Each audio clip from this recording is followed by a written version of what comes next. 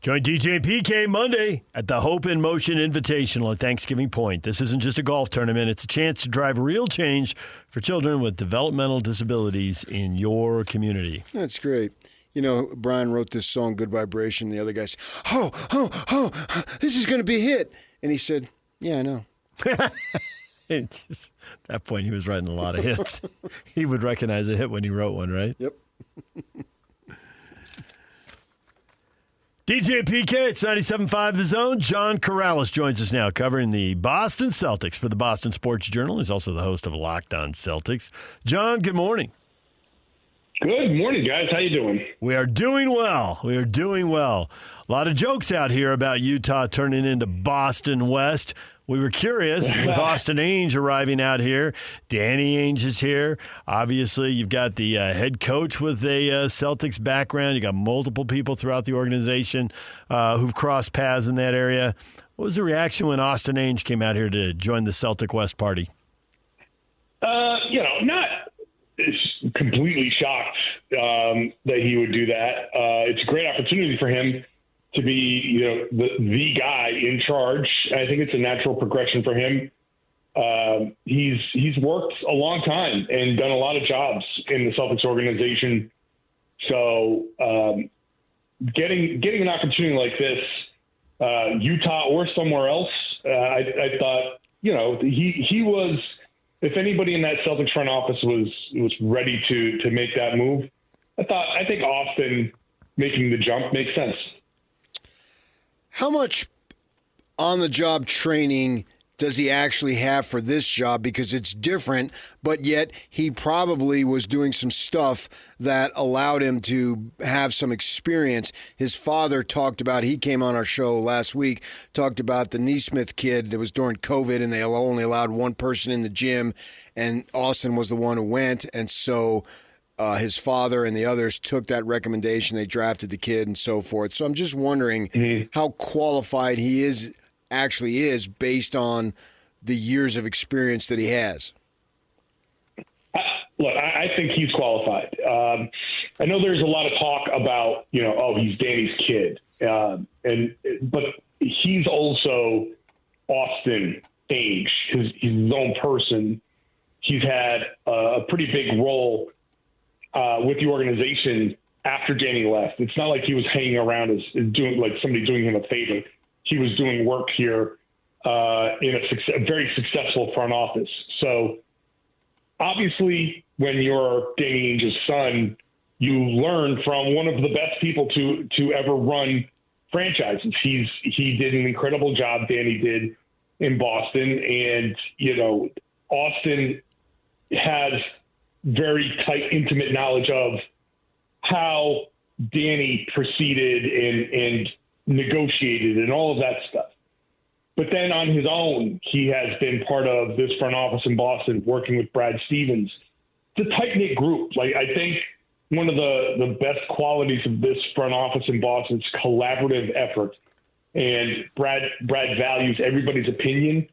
And Austin has, I think, handled a lot of the draft-related stuff, but has also been in on a lot of the negotiations and understanding the, ins and outs of collective bargaining agreements. And I think, working with some of the people in that front office about kind of how to manipulate collective bargaining agreements is going to be a big thing. Like, he knows that within every agreement, no matter how restrictive, there is some wiggle room and some way to kind of make it work to your advantage somehow, whether it's something with your own team or taking advantage of what other teams are trying to do. So I think I think he's qualified. I never once thought that it was, I've never once questioned the move.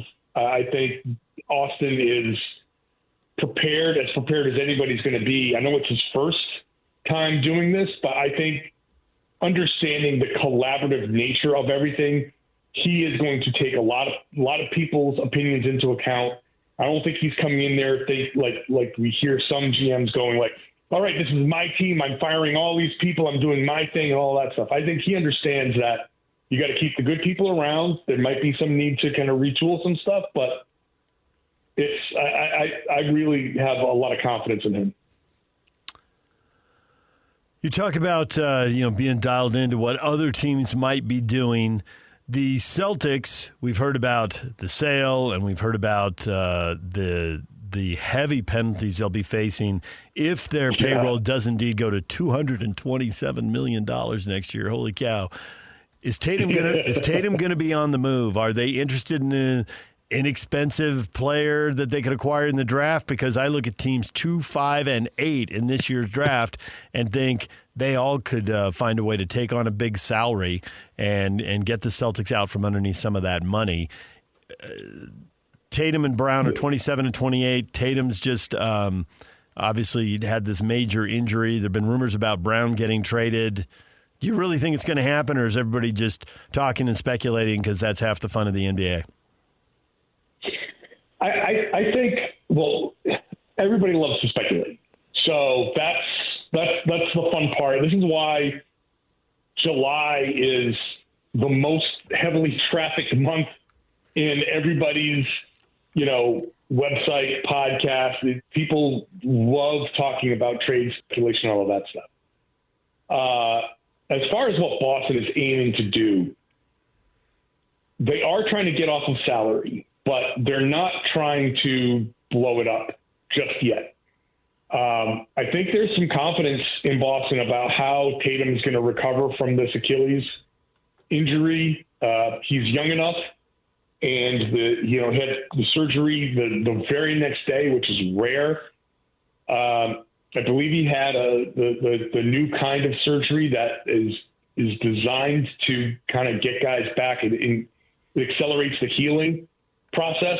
So I feel like there's a confidence in Boston that they can accomplish some of their financial goals and move a couple of guys, but keep Tatum, keep Jaylen Brown, keep Derek White, and maneuver with some of those other moves, maybe a couple of pieces to fill in some gaps and still be a contender. And, you can get Tatum back at some point in January and February, and maybe he's going to be ready for a playoff run. And Jaylen Brown just got knee surgery to clean up the meniscus tear, and he'll be ready for training camp. So I think they're going to try to contend one more year. But Drew Holiday is available. Porzingis is available. I think Sam Hauser is available.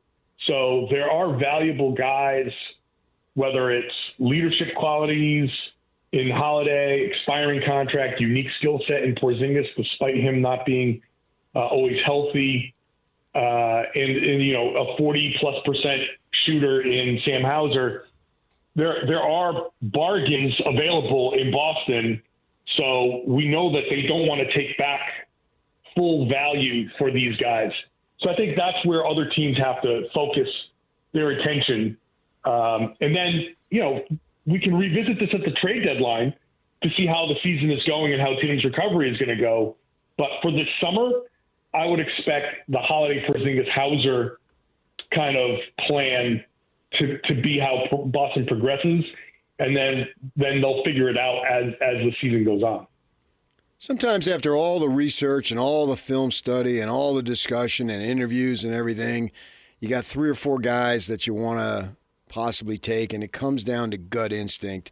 Now, I think the elder Ainge has had a great gut instinct. What do you think? And it's a tough question to answer, I understand, but what do you think that Austin's gut instinct would be as far as being successful? Well, I think you're talking about the draft? Yeah. Or just mostly the draft, but yeah. Yeah. Well, I kind of liked what he said, just in general, speaking in general first, where you talk about stacking good decisions. I think it's a great way to put it. And I think it's something like that almost comes out of Brad Stevens' mouth. Stacking good decisions is the best way to build a team. You don't want to make mistakes. You don't want to compound mistakes. And sometimes the decisions you have to make are difficult. But if they're the right decision, then it's going to work out for your team. As far as the draft goes, it's understanding what the NBA, the direction of the NBA, what's most highly valued, and then what are you looking for on your team? And I think with Utah, it's kind of wide open. So you're looking for, is the person that you're looking for in this draft your superstar, or are you looking to trade for your superstar? And he can go in a couple different directions.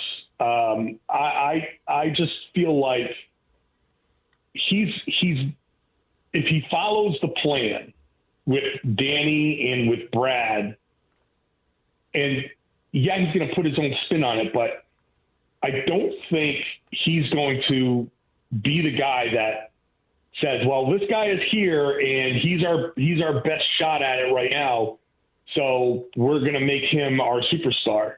If the people you have on your roster are not going to be the guy, if they're not capable of being the number one, then they will move. And I think Danny and Brad have shown that you can make tough decisions with good players, with popular players, and succeed, because both Danny and Brad have made big, bold moves and they've worked out. So I think Austin has kind of seen, like, hey, a tough call, even an unpopular call, can be made if it moves the franchise in the right direction. So I think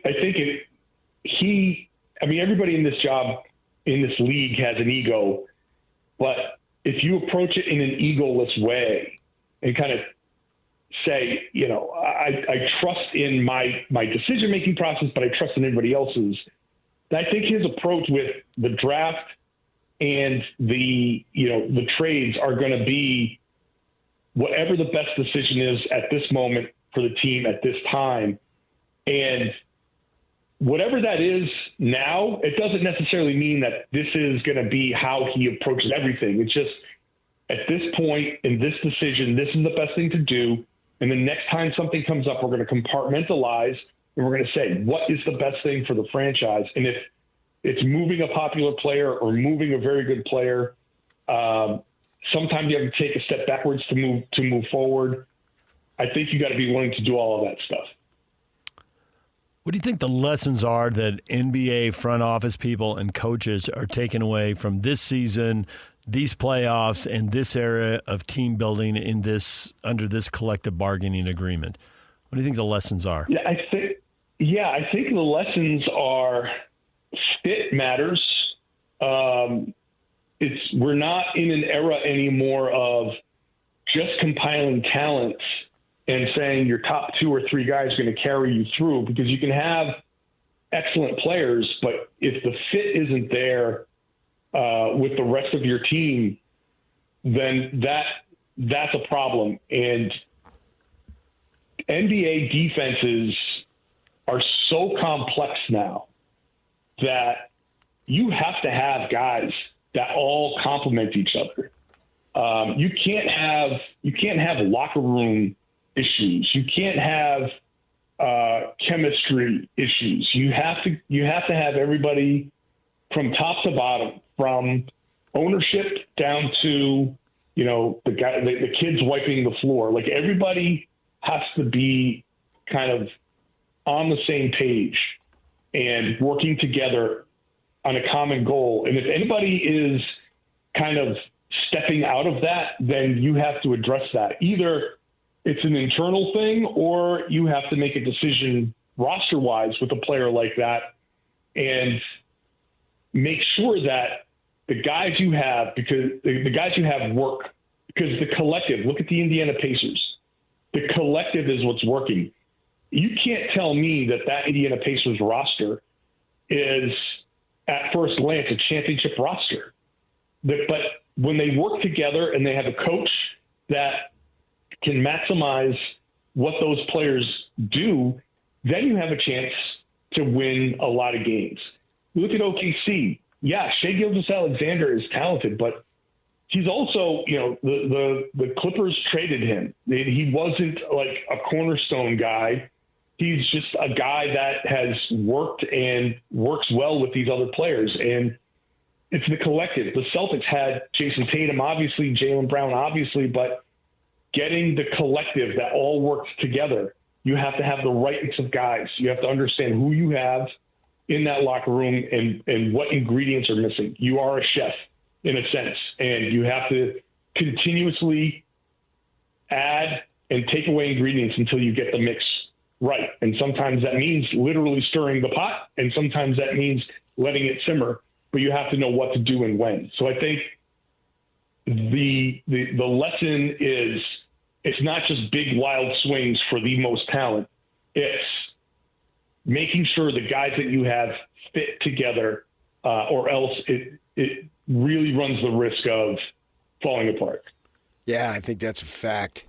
You know, his father had the reputation as being a gunslinger in terms of making trades.